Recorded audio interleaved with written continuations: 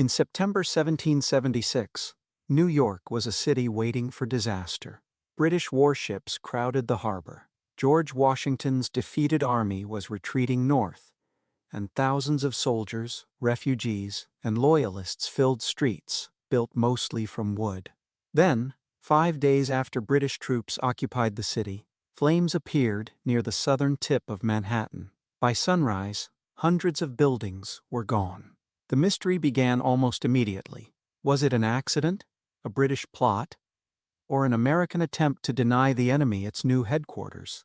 More than 2 centuries later, the answer is still uncertain, but the decisions made before the fire explain why suspicion has never disappeared. New York mattered because of its harbor and the Hudson River. Whoever held the city could move troops and supplies through the region.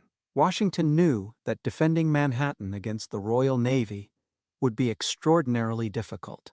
After the American defeat on Long Island in late August, the question was no longer simply how to save New York. It was whether the city should be left intact for the British. Some American officers favored destruction. A ruined city could not shelter British troops through the winter, and warehouses or docks left behind might strengthen the occupation. Washington asked Congress for guidance, but Congress rejected the idea. Its delegates said no damage should be done because the city belonged to Americans and might later be recovered. Washington publicly accepted that decision.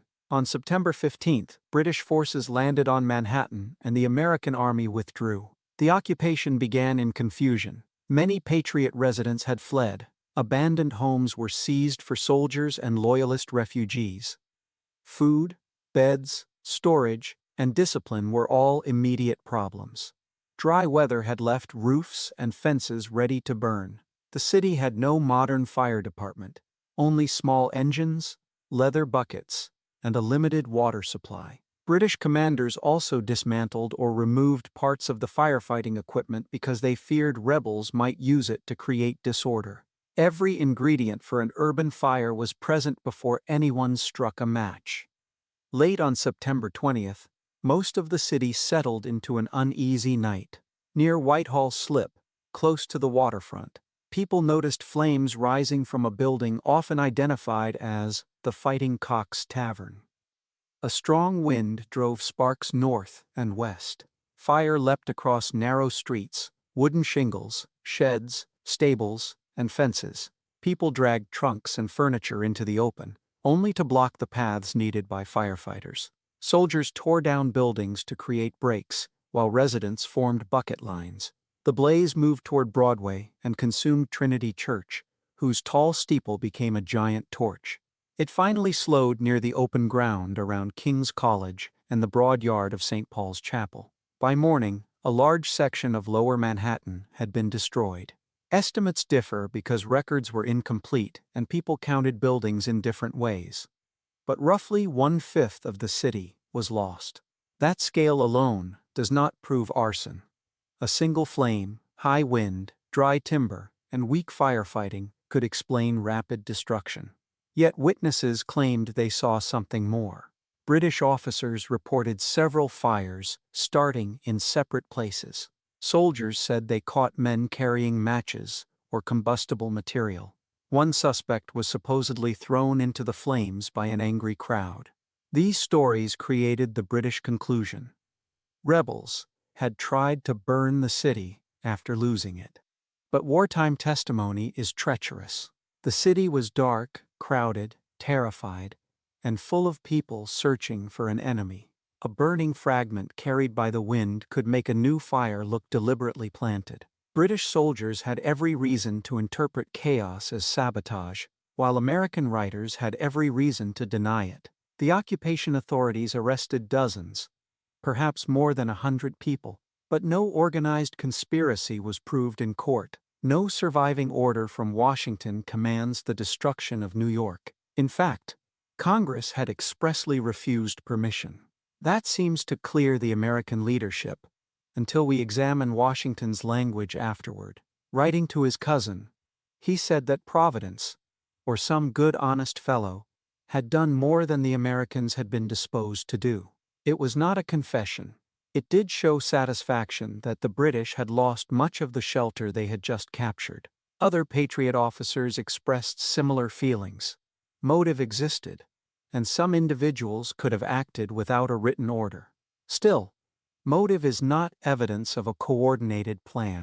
The British also had little obvious reason to destroy their own base just after occupying it. They urgently needed housing, hospitals, offices, and storage. The fire forced soldiers into tents and crowded surviving buildings. It also left homeless civilians dependent on the occupying army. That makes an official British plot unlikely. Accidental causes remain possible, including cooking, candles, or careless soldiers. Yet the exact first spark was never securely identified. The investigation was conducted during military occupation.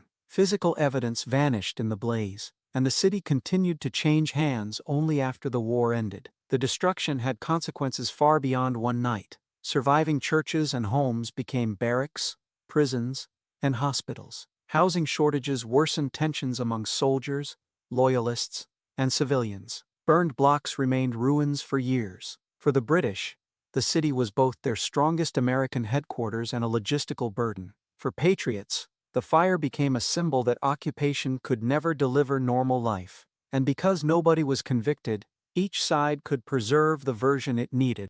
Later, maps and property records help historians reconstruct the path of destruction.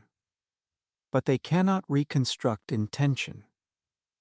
The burned district ran through valuable and strategically useful parts of Lower Manhattan. That fact can support a sabotage theory. Yet it also follows the wind through dense wooden blocks. Even the absence of a confession proves little. A secret operation would avoid written orders, while a random accident would leave none to discover. The surviving archive shows what each side feared, but remains too incomplete to decide who first carried flame into the night. So who burned New York? The honest answer is that the evidence cannot identify a culprit beyond reasonable doubt.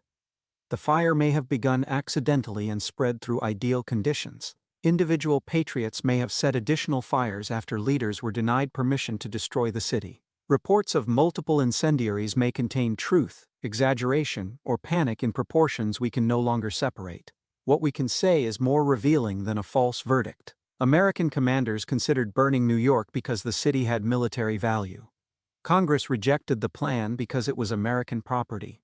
The British occupied a vulnerable wooden city without enough functioning firefighting resources. Then, a nighttime blaze produced eyewitness stories gathered by frightened people under wartime authority. The mystery survived because all three layers are real: opportunity, motive, and uncertainty. The Great Fire was not simply a natural disaster, and it is not proven sabotage. It was a catastrophe created by war, urban fragility, and decisions that left New York ready to burn. Sometimes history does not conceal one final answer. Sometimes the absence of an answer is the most accurate conclusion we have.